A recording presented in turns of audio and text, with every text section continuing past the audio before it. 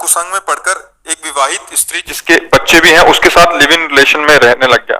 महाराज जी हमारा मन दुखी है, हम क्या करें कि हम अपने देखो, इन प्रश्नों का हम उत्तर देने के योग्य नहीं है, क्योंकि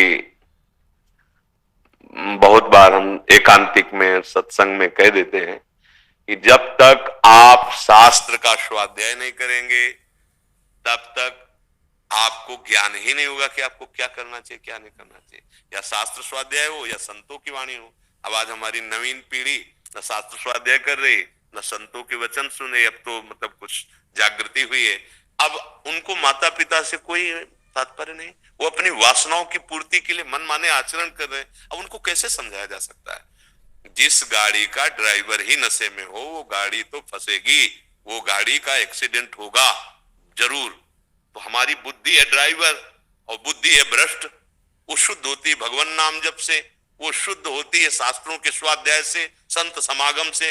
अब संत समागम या शास्त्र स्वाध्याय, ये समय मोबाइल का जमाना है और मनमानी आचरण, बॉयफ्रेंड गर्लफ्रेंड, ये नशा वो खाना पीना। अब बुद्धि भ्रष्ट, वो ना आपकी बात मानेंगे ना हमारी बात मानेंगे। हाँ, अब उस भगवान के सहारे उनको छोड़कर नाम जप करो। वही है सोई जो राम रचि राखा, को करी तर्क बढ़ावे साखा, अस कही जपन लगे हरिनामा। नाम जप करो राधा राधा राधा, तो अभी मंगल शुरू हो जाएगा आपका। और अगर आप चाहो कि उसका भी मंगल हो जाए तो इतना नाम जप करो, उसको प्रदान करो, अभी बुद्धि पे फर्क पड़ना शुरू हो जाएगा।